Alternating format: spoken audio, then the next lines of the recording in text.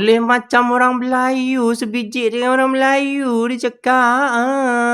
Macam mana pula dia belajar Assalamualaikum warahmatullahi wabarakatuh. Jumpa lagi dengan saya guys, Cak Mujib. Macam mana khabar kawan-kawan semua? Sihat selalu kan? Dalam lindungan Allah Subhanahu Wa Taala, dijauhkan dari segala bahaya, malapetaka, bencana dan balak serta berbagai macam penyakit. Amin ya rabbal alamin. Okey, kali ni kita nak react sebuah video yang sangat menarik. Macam mana Mak Saleh tu terdiam kan? Ibu bapa daripada Mak Saleh tu dia diam. Sebab apa? Sebab budak-budak tu pandai sangat bahasa Melayu.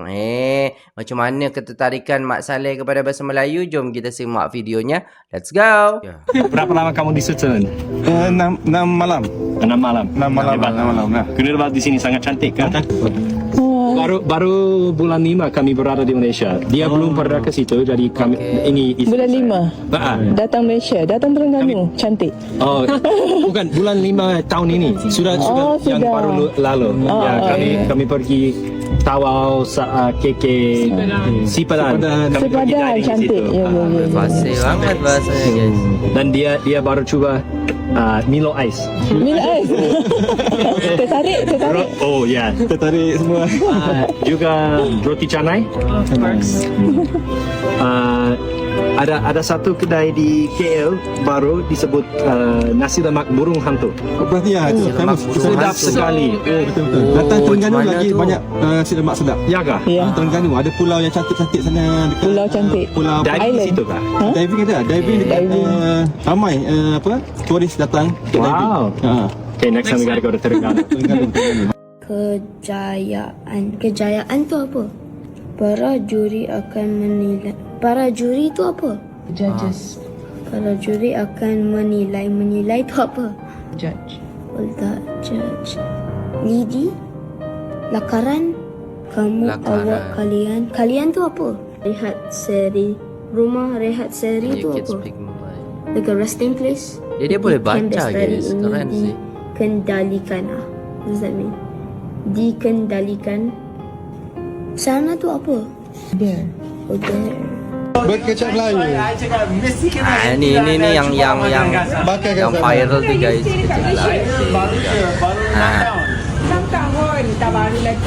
Kau tak silap kan? Dia makan banyak sama belacan. Budu pun dah makan budu. Dia makan budu. Makan budu. Bakar. Saya kita. Ni kita nak tengok ni. Anak Mak Saleh cakap Melayu. Oi, kira macam mana ni? Macam senang je. Kita tanya dia. Hello boy, how are you? I'm good. Yeah, what's your name? Adil. Wow, I see you drive this jet ski, huh? Wow, very big jet ski. You drive just now jet ski? Yeah. How long you drive? Wow. 30 minutes. 30 minutes. Is it easy? Yeah. Wow. So, how's your experience? Very good. Very good. Saya boleh cakap Melayu lah. Ya, kenapa tak buat kat Pakcik boleh cakap Melayu? Alamak. Cakap Melayu lah. Aku tidak ibu. Dua, saya ayah. Tiga, saya kakak. Sedikit saya betul. Tapi lepas tu kita tengok itu pun tak cukup. Dia minta air kita pula. Jap. Boleh macam orang Melayu, sebiji dengan orang Melayu dia cakap. Macam mana pula dia belajar Kita pun tak tahulah nak cakap Melayu tu macam mana. Tapi kita ni kan orang Indonesia kan. Orang Indonesia boleh lah cakap sikit-sikit. Tapi kalau orang bule, Mak Saleh pun macam susah lah. Kan? Kalau kita tengok tu logat daripada mereka pun macam tu. Tapi kalau kita tengok ni Mak Saleh satu ni yang baju kuning ni. Dia macam macam sebiji orang Melayu lah. Saya tak suka kalau sebentar orang minta air, tak suka. Saya okey je, saya bagi je. Tapi dia, saya bagi tak. Itu tak cukup. Itu tak cukup. Itulah saya sudah macam tu lah saya cakap. You kena buat air. Lepas tu kita macam ingat nak keluar. Jalan salah ke apa-apa berlaku. Betul. Kita sejam, 2 jam, 3 jam lagi. Boleh. Kita kalau track tahu, tak ada masalah. Okey. Kalau kita track tak tahu, itu yang kita kata tadi. Tapi saya biasa bawa orang sukarelawan kan.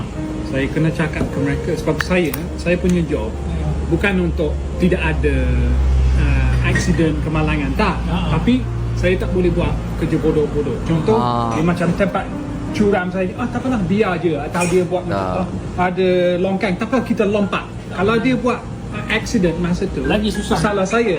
Betul. So tapi dia risiko mula daripada pagi. Sebab kalau dia tak minum cukup, nanti dia dahaga, dia lagi penat. Jadi memanglah dia akan jatuh sebab dia penat. Dia penat, dia semua akan efek kepada air. So jadi untuk kurangkan risiko, terus saya mula jadi saya cakap tentang air. Kenapa air penting macam tu. Lepas tu sebelum kita masukkan, silakan semua minum. Lepas tu masa kita jalan, dalam setiap 30 minit kita berhenti. Saya cakap rehat. Saya cakap rehat untuk minum. Sebab dia pun dewasa. Jadi saya, kalau budak senang saya bagi arahan, tapi dia dewasa. Jadi saya kena ajak. Tapi pagi-pagi saya dah cakap, ni masalah awak akan dahaga. Petang dahaga. Jadi pagi kena bermula dah. Sebelum rasa dahaga kena paksa minum sikit. Dah sedar dahaga sangat, tak boleh minum cukup, tak masuk dalam badan. Itu kalau kita mau masuk hutan, saya mesti tengok map dulu. Berapa kontur paling tinggi? Kalau 1000 ke bawah, saya tak risau lagi. Sebab ada air. Kalau main 2000, 1006, Tak ada betul. Sebab anak sungai pun. Ada anak sungai, tapi kena turun lagi. Siapa mau turun 300 meter? Susah kan? Ya. Bukan 300 macam dari ke bawah, dari atas. Betul. Siapa main hutan tahulah. Pengalaman ni. Kalau setakat 1000 ke bawah boleh gagah lagi. Saya tengok kontur map. 3 hari tak mandi. 3 hari tak mandi. 3 hari untuk Dia biasa tak mandi tau. Kalau boleh Mak Saleh ni memang tak mandi. Memang jarang mandi. Dia cakap macam tu. tolak badan cukup lah. Bau, you sendiri bau lah. Itu pentingnya kalau tengok konter. Sebabnya kita mengelakkan je lah. 3 hari tak mandi. Lepas satu lagi bekal air kita kena pikul. Tengok track lah. Kalau track kita atas mata. Takkan nak Ambil terpaksa jumpa air, kena ambil air. Air mana yang saya tak minum? Air kubang saya minum, air lopak dalam tu saya minum. Apa lagi? Kita dalam hutan, tak ada pilihan.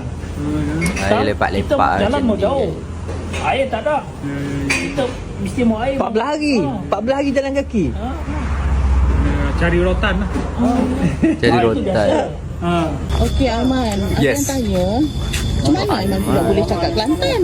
Macam mana boleh kecil Kelantan? Boleh dok kecil Kelantan. Nak try sikit. Adik, Demo tak kena okey dah. Boleh ya. Demo tak kena barang. Try. Ikut sekali. Try. Satu kali je.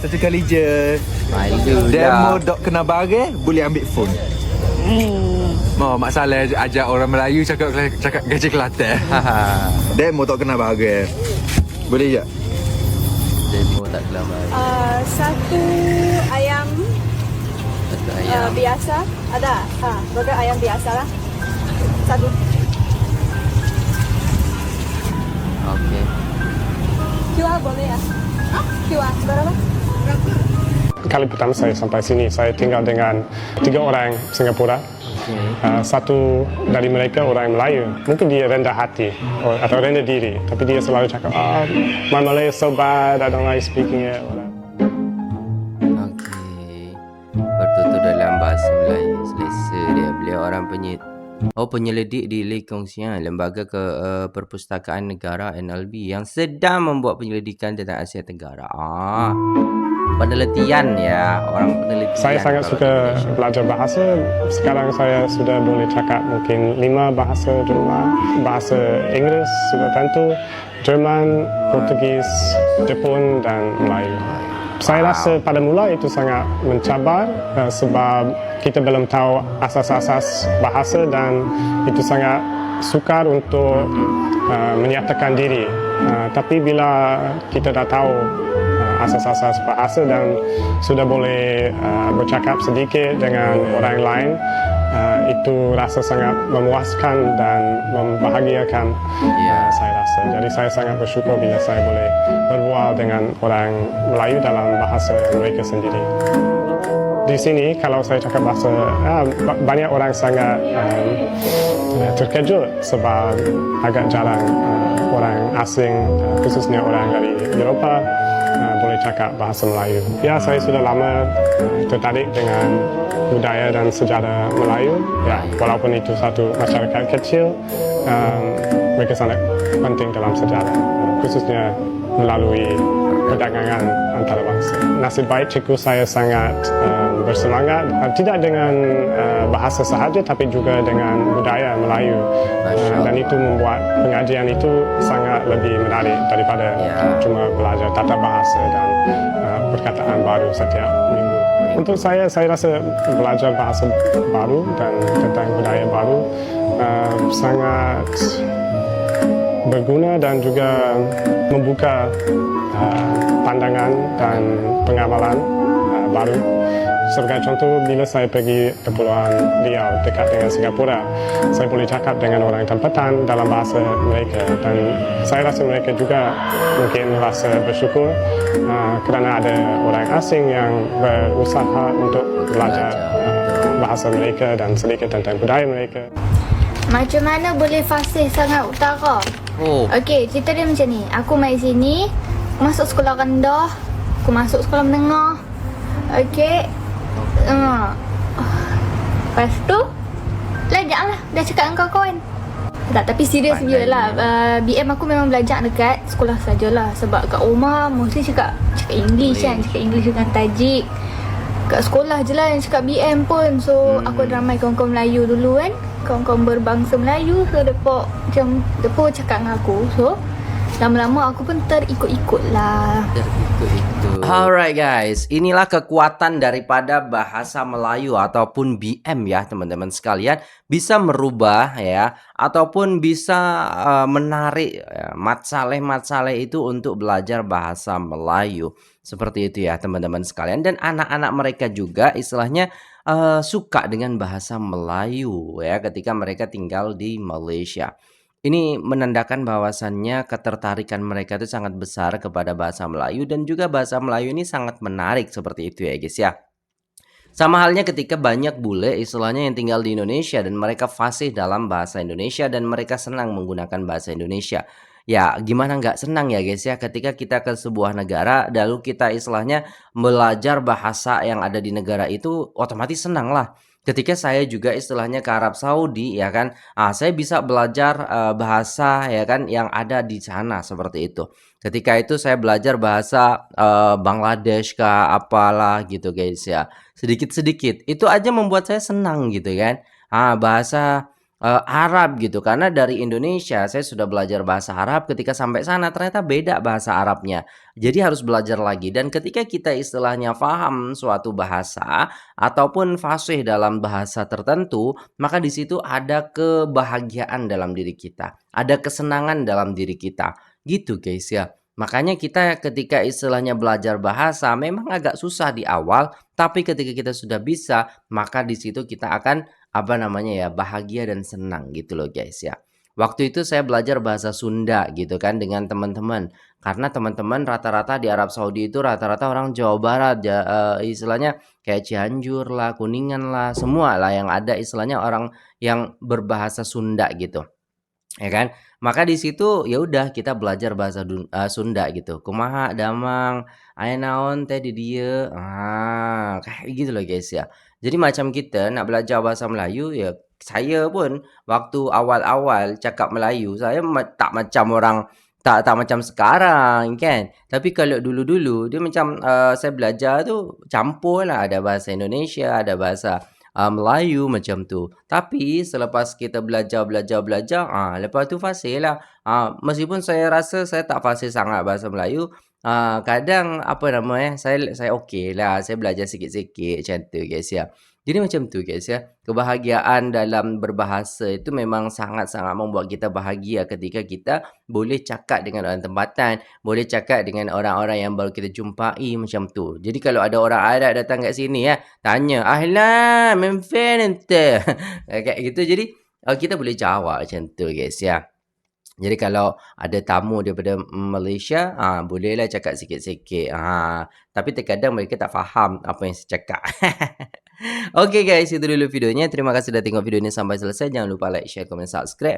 Saya pamit undur diri. Wassalamualaikum warahmatullahi wabarakatuh.